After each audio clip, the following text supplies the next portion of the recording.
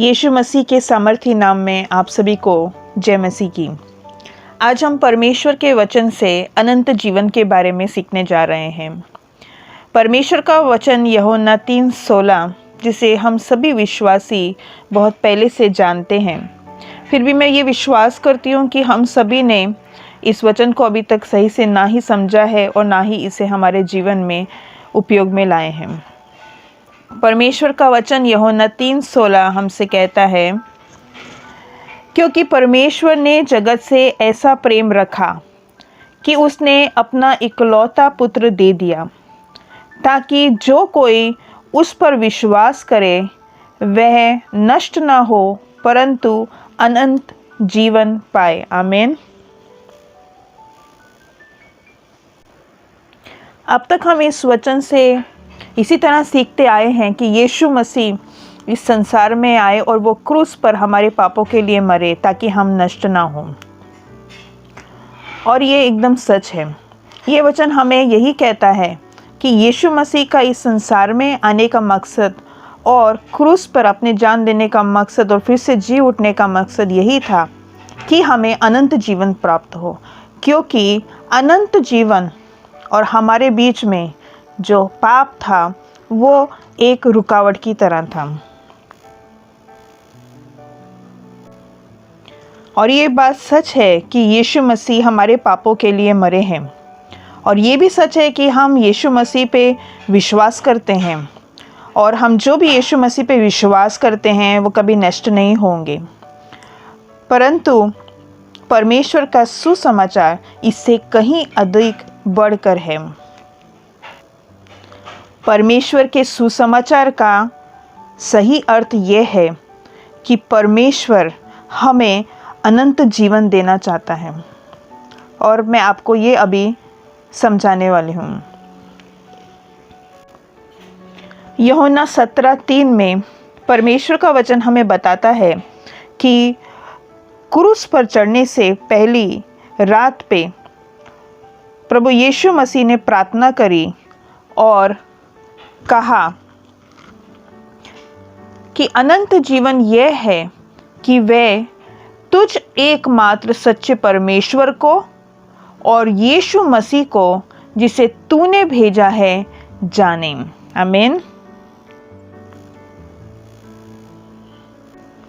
ये वचन हमें ये समझाता है कि अनंत जीवन का अर्थ है हमारे पिता, हमारे सच्चे परमेश्वर को जानना और यीशु मसीह जिसे परमेश्वर ने हमारे लिए भेजा उसे जानना है। यही अनंत जीवन है। जबकि बहुत सारे लोग ये समझते हैं कि अनंत जीवन का अर्थ है हमेशा के लिए जिंदा रहना। ये बात सच है कि हम में से प्रत्येक मनुष्य हमेशा के लिए जीवित रहने वाला है। बहुत सारे लोग इस बात को गलत समझते हैं कि जब मनुष्य इस संसार में ख़त्म हो जाता है, हमारा शरीर ख़त्म हो जाता है, तो हमारा अस्तित्व भी ख़त्म हो जाता है। पर परमेश्वर के वचन के अनुसार जब हम हमारा ये शरीर छोड़ते हैं तो हमारी आत्मा और हमारा मन, हमारी स्पिरिट और हमारा सोल वो परमेश्वर के पास जाता है, और जो हमारा शरीर है वो मिट्टी में चला जाता है। सच ये है परमेश्वर के वचन के अनुसार कि वो एक प्रत्येक मनुष्य जो इस संसार में रहता था, इस धरती पर रहता था, वो आत्मा में आगे भी जीवित रहेगा। तो इसका अर्थ ये है कि अनंत जीवन का अर्थ ये नहीं है कि हर इंसान हमेशा के लिए जीवित रहने वाला है। ये पूरी सच्चाई नहीं है। परमेश्वर का वचन हमें ये सिखाता है कि ये जो अनंत जीवन है परमेश्वर के साथ, वो हमें खुद से प्राप्त नहीं होने वाला है।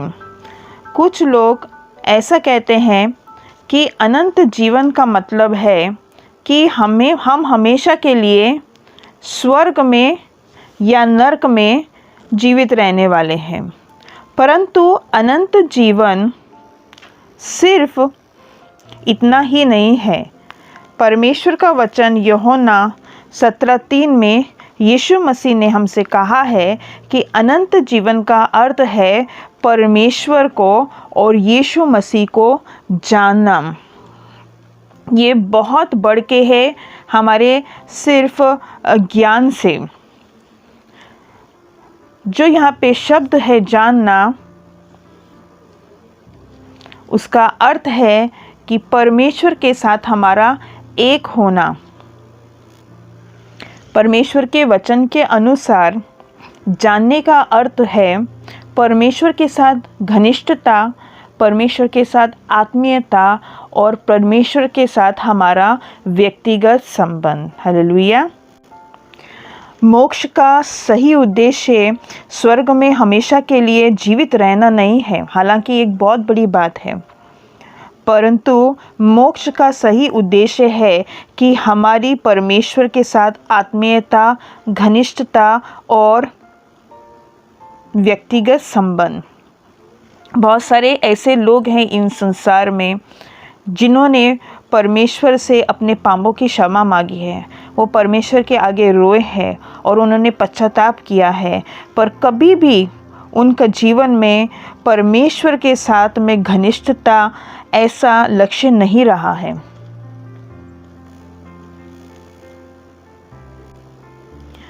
जब हम मोक्ष के बारे में लोगों को परमेश्वर के वचन के अनुसार ऐसे समझाते हैं कि मोक्ष सिर्फ आत्मिक चीज़ों तक ही सीमित है और वो भविष्य में अनंत काल में हमारी सहायता करेगा और हमें उसका लाभ होगा, तो ऐसा करने से हम लोगों की मदद नहीं कर पाते हैं।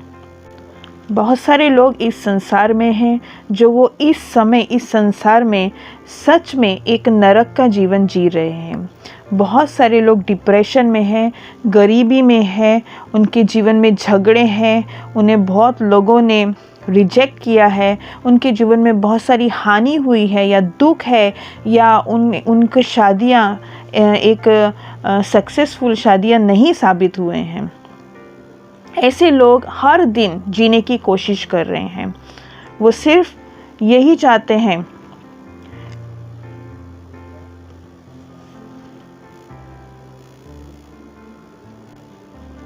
जब हम उनके सामने मोक्ष को इस तरह से रखते हैं कि वो हमें हमारे भविष्य में लाभ पहुंचाएगा, तो बहुत सारे लोग अपना विचार बदल देते हैं और उन्हें लगता है कि वो इस संसार की उलझनों में बहुत ज़्यादा उलझे हुए हैं और उन्हें अपने दिन की उलझनों से, हर दिन की उलझनों से निकलना ही बहुत कठिन है, तो वो आगे के बारे में क्या सोच सकते हैं।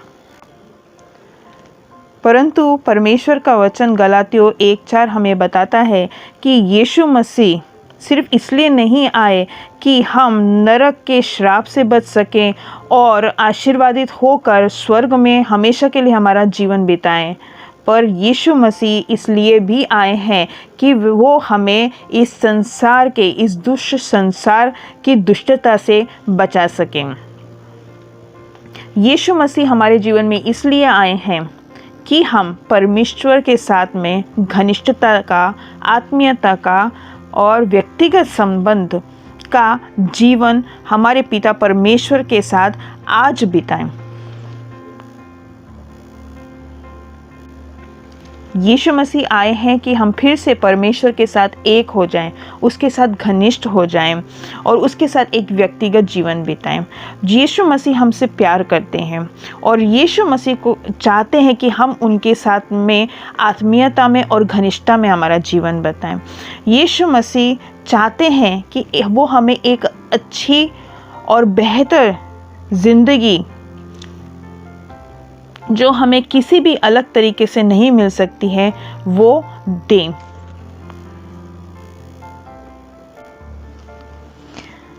यूहन्ना 10:10 में प्रभु यीशु मसीह हमसे ऐसा कहते हैं कि चोर किसी और काम के लिए नहीं, परंतु केवल चोरी करने और घात करने और नष्ट करने को आया है।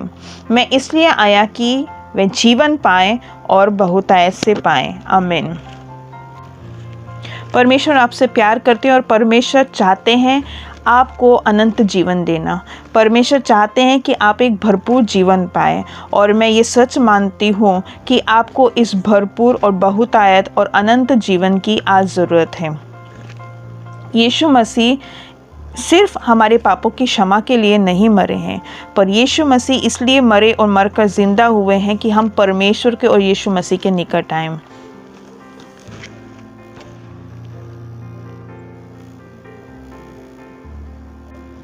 अगर आप प्रभु यीशु मसीह को नहीं जानते हैं तो आपको उन्हें जानना है ताकि आप परमेश्वर के निकट आ सकें। और अगर आप बॉर्न अगेन हो चुके हैं और आपने यीशु मसीह को अपने जीवन का प्रभु मान लिया है, तो आपने सिर्फ आपके पापों की क्षमा से आगे बढ़कर परमेश्वर के साथ घनिष्ठता और आत्मीयता और व्यक्तिगत के जीवन में प्रवेश करना है। शलोम।